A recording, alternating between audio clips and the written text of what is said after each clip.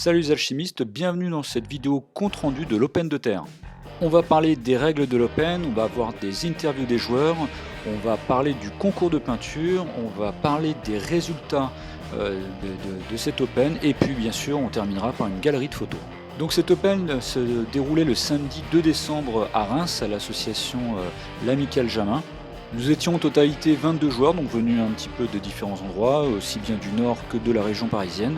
Il y avait en totalité 7 factions et sous-factions représentées, donc 1 joueur Temple, 4 joueurs Garde Cobra, 4 joueurs Nation Orlok, 2 joueurs République Calimane, 6 joueurs Triade de Jade, 4 joueurs Royaume d'Avalon et 1 joueur Culte d'Urados. Comme à chaque Open, en fait, il y avait donc c'était un Open avec des règles spéciales. Là, c'était de nouveau en fait le jeu en équipe de 2, ce qui était le cas l'année dernière en fait au même endroit en décembre aussi. Donc c'est-à-dire qu'à chaque fois, une équipe de 2 joueurs rencontrait une autre équipe de 2 joueurs. Et comme nous étions en totalité 22 joueurs, il y avait une petite particularité, il y avait une table qui accueillait 3 équipes. Alors on dit jeu en équipe, mais cependant c'était quand même une partie 1 contre 1. Donc comment se déroulaient les parties? Eh bien en fait, donc 2 équipes se rencontraient, on faisait un tirage au sort pour savoir quelle était l'équipe A. L'équipe A choisissait qui jouait contre qui. Et ensuite l'équipe B choisissait quels étaient les scénarios joués par les 2 équipes. Puisque pour rappel, en fait, à chaque fois, sur chaque ronde, il y avait 3 scénarios différents. Et donc l'équipe B choisissait un premier scénario pour les 2 joueurs et l'autre scénario pour les 2 autres joueurs.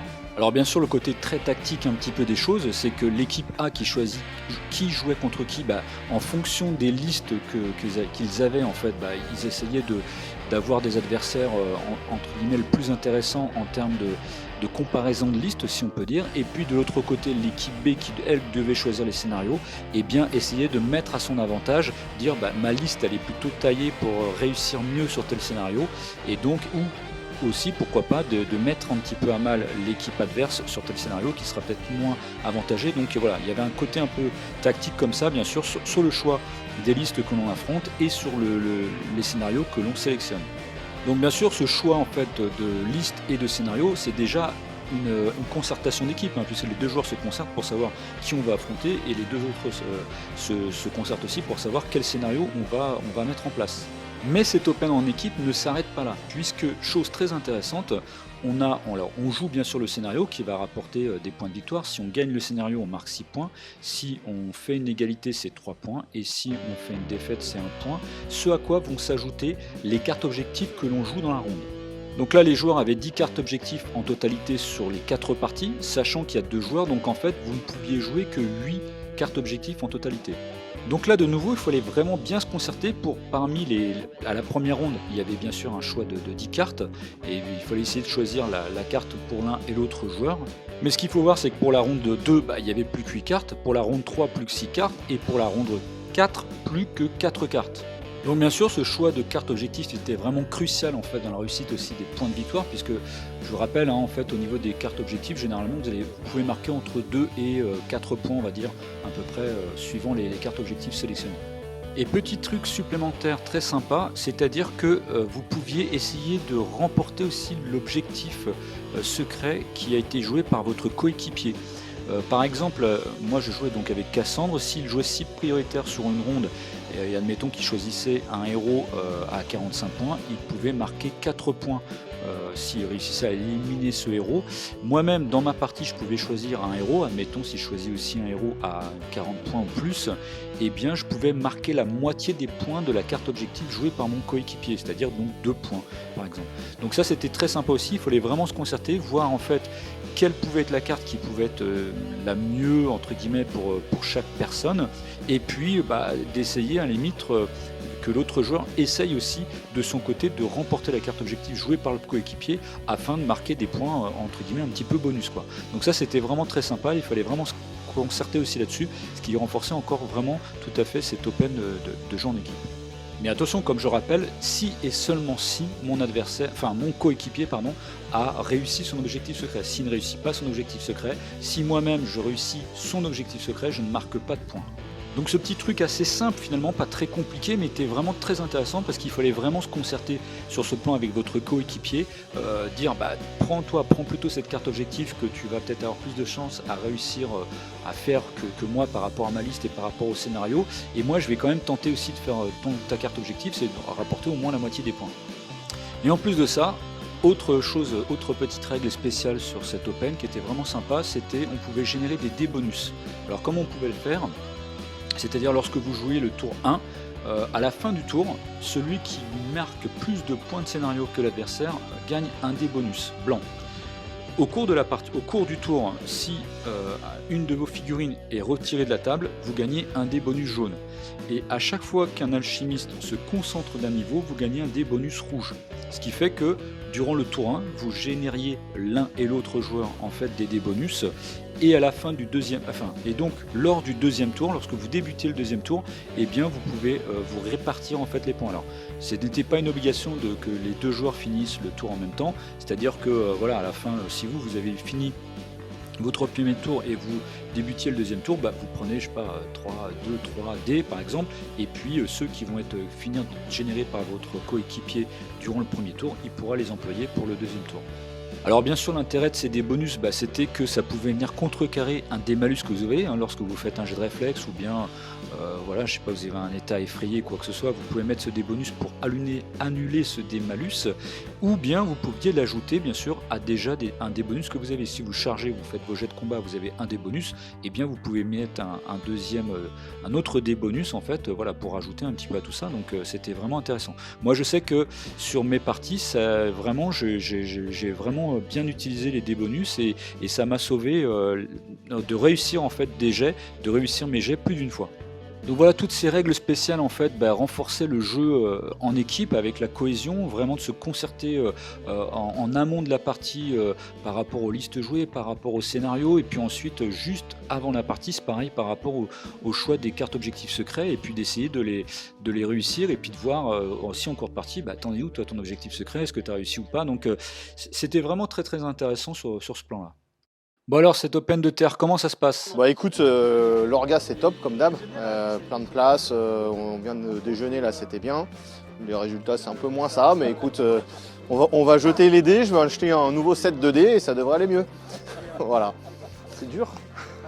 C'est dur, là on vient de tomber contre le duo Full Metal Daddy et Gags, où on a pas mal sué. Bon, par chance, on a réussi à recoller un peu au point. Moi, j'ai perdu ma partie malheureusement, mais mon acolyte a pu gagner sa partie. Et comme on score bien les objectifs secrets, là, qu'on est bien coordonné, qu'on a une bonne stratégie globale pour le tournoi, on arrive à être, malgré ma défaite, quand même devant eux sur le tournoi overall d'un demi-point. Donc ça se talonne. En théorie, il y a une petite chance qu'on retombe sur eux en round 3 ou en round 4, mais normalement, après, ça devrait bien se passer. Et après, on a juste à dérouler notre partition et à nous le plexiglas quoi. Bah écoute, comme l'année dernière, très sympa, open par équipe. Cette fois-ci, j'ai la chance, le privilège de jouer avec mon comparse de toujours Gazg. On a pris des compos un peu marrantes, pour le moment ça se passe pas trop mal. Écoute, le temple s'en sort étonnamment bien, et puis le système des bonus c'est sympa. Je pense qu'il y a quand même une bonne ambiance, et que l'Open de Reims c'est parti pour être encore une belle réussite, ça va devenir une institution. Bah, comme d'hab, c'est un super rendez-vous à ce lieu qui est devenu un incontournable dans les tournois d'alchimie. Niveau résultat, là on est à mi-journée, ça se passe très bien, on est juste derrière les premiers. Là moi je viens de perdre, mais mon coéquipier a plus que sauvé les meubles, donc c'est top. On a un peu plus poussé le concept d'interaction entre coéquipiers par rapport à l'année dernière, donc moi perso je trouve ça sympa. Donc voilà, seul tournoi en équipe de l'année a priori, donc un rendez-vous à ne pas rater pour tous les joueurs d'alchimie pour l'année prochaine. Venez nombreux. Encore un super Open, l'Open de Terre, celui qu'on avait gagné avec Nico Leblond. Et là, on va essayer de regagner encore l'Open. On met notre titre en jeu. Et là, on est parti avec des ninjas et je pense que ça va faire mal. En vrai, c'est super marrant. Genre, première partie, on s'est fait un peu déchirer par des personnes, mais en soi, c'était plus c'était plus attendu, on va dire. Comme c'est vraiment le premier Open. Et deuxième partie, là, je me suis vraiment ouvert et Mais on a bien rigolé. Franchement, la partie s'est terminée sur un beau coup d'éclat et franchement, hâte de voir les deux autres. Ouais, l'Open de Reims, l'Open de Terre en équipe, super sympa, franchement, c'est vraiment cool. Le jeu en équipe, c'est vraiment cool. J'ai encore eu la chance d'être avec Cassandre, Nico, qui est en train de filmer pendant ce temps que je suis en train de parler. Donc c'était aussi le grand plaisir qu'on rejoue ensemble. C'est ce qu'on avait déjà fait l'année dernière sur le même événement, l'Open en équipe, et c'était vraiment sympa. Donc ça, c'est vraiment aussi la joie qu'on rejoue ensemble. Et puis là, le coup, ce qui est vraiment bien, moi, je trouve au niveau des règles, c'est le fait d'avoir finalement 10 cartes objectifs à faire pour les deux joueurs, et donc il faut vraiment qu'on se démerde en fait pour prendre la bonne carte objectif. C'est vrai que nous on s'est pas trop concerté en fait aussi sur les listes qu'on pouvait, mais c'est vrai que les joueurs en équipe pouvaient aussi en amont en fait du tournoi pouvoir se concerter pour les listes et pouvoir bien combiner finalement les objectifs secrets, parce que le truc qui est super intéressant, c'est que moi, admettons, je jouais mon objectif secret, Cassandre jouait le sien, et si lui, il pouvait aussi jouer le mien et rapporter la moitié des points. Donc je trouve que c'est une bonne combinaison, c'est assez marrant, puis du coup ça renforce beaucoup le jeu en équipe, parce qu'avant qu'on lance la partie, on regarde un peu les objectifs qu'on doit faire, on réfléchit aussi si on a le choix du scénario ou le choix de l'adversaire, de voir aussi contre qui on va jouer ou quel scénario on va jouer, et puis il y a aussi le système des bonus. Enfin franchement, moi j'ai vraiment beaucoup aimé cet Open en fait, avec ces règles spéciales qui sont assez simples en fait, mais qui sont vraiment cool et qui renforcent vraiment le jeu en équipe. Enfin, on joue vraiment ensemble quoi. Et ça, moi j'aime bien. Et puis c'était le plaisir encore de jouer avec toi, Cassandre. Comme l'année dernière, bon accueil, une bonne ambiance, des bons scénarios, des bons adversaires. Pour l'instant, on a fait que la ronde 1. Ça s'est plutôt bien passé pour moi. À part, j'ai eu un adversaire bizarre qu'on m'a posé hier soir. Mais bon, on fait avec. Il râle beaucoup, mais pour l'instant ça va, on rigole bien quand même. Donc on va voir le reste de l'Open, comment ça se passe. Super sympa, comme chaque année. Je dis pas ça parce que je fais partie de ceux qui accueillent. Mais bon, ça devient une petite habitude et ça se passe toujours aussi bien. Et l'ambiance est géniale. Et puis là, par rapport à l'année dernière, on est aussi un peu plus nombreux. On dépasse la vingtaine de joueurs, donc c'est super. Et puis on a du beau temps. Il fait beau, mais vraiment beau. C'est évidemment hyper bien organisé, ça c'est sûr. Premier round contre Arnaud et Ophélie, très très bien, ça s'est bien passé. Match très serré mais super intéressant. Et deuxième contre Manu et son fils. J'avoue un peu frustré parce que les dés étaient pour Manu et contre moi, donc la double combo fait que je me suis fait tondre en arrivant à rien. Araoui qui fait 4 activations agressives sur un petit péteux et qui le tue pas, c'est toujours ralent. Mais globalement super ambiance, et là on va passer au concours peinture et il y a du gros niveau. Voilà, venez tous la prochaine fois. Durant la pause du midi, un concours de peinture était organisé avec en totalité 7 participants.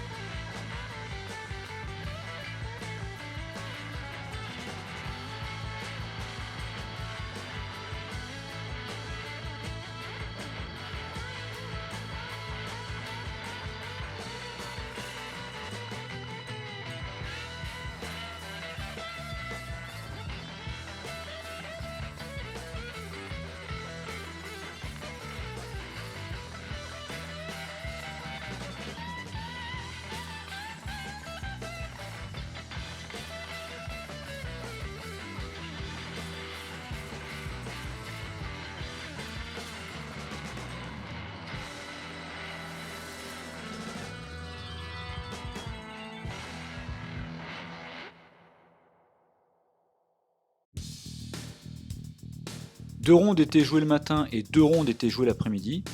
Et à l'issue des 4 parties de la journée, bien sûr, on avait le classement final. Donc comme vous pouvez le voir sur le tableau, en fait, récapitulatif du classement, chaque joueur en fait marquait des points de victoire en fonction de ses victoires, égalités et défaites, et aussi des points d'objectifs secrets, des points de victoire générés par les cartes d'objectifs secrets. Alors comme vous pouvez le voir, en fait, certains scores d'équipe sont finalement assez serrés, hein. Il y a pas assez peu d'écart. Voilà, si on démarre un petit peu de la dernière équipe, ACL Seigneur de la Lenteur, ils ont marqué en totalité 35 points. Juste en 10e position, c'est les Newbie Brothers avec 41 points, donc il n'y a que 6 points d'écart, c'est l'équivalent d'une victoire. Juste ensuite en 9e position, c'est Schmilblick et Grimoald à 43 points, donc ils sont juste 2 points au-dessus de la 10e équipe. Ensuite, au niveau de la 8e équipe, c'est les Grenadiers de l'Essonne qui ont le même nombre de points, donc 43 points aussi. Alors comment on les a partagés? C'est en fait en fonction du nombre de victoires qu'avaient généré l'une et l'autre équipe. Donc les Grenadiers de l'Essonne avaient fait sans doute plus de victoires que Schmilblick et Grimoald, et donc ils sont positionnés devant. Ensuite, juste un point devant, c'est l'équipe du double Nico, juste avec 44 points, donc vous voyez, c'est vraiment très très serré. Ensuite, en 6e position, c'est l'équipe Magnor Chachak, donc avec 47 points de victoire. En 5e position, les Grenadiers de l'Essonne, mais les vrais, avec 51 points, donc juste 4 points au-dessus de la 6e équipe. Ensuite, l'équipe en 4e position, les Deux Mousses de Terre, avec 58 points, donc là, voilà, c'est juste une victoire de plus que l'équipe en numéro 5. En numéro 3, c'est l'équipe Team Bromance avec 62 points, donc 4 points simplement de plus que les Deux Mousses de Terre. Et par contre, voilà, les deux dernières équipes qui sont vraiment un petit peu au-dessus des autres, Sassori Caillou, donc avec 91 points. Donc là, vous voyez, ils ont quand même pas loin de presque 30 points d'écart avec la 3e équipe. Donc ils ont vraiment surperformé, on va dire. Ils ont vraiment marqué beaucoup de points. Et puis la première équipe au classement, c'est Gags Full Metal Daddy avec 93 points. Donc vous voyez l'écart aussi entre la première et la 2e équipe. Il y a 2 points d'écart. Donc c'est vraiment pas grand-chose. Ça se tient, c'est vraiment dans un mouchoir de poche.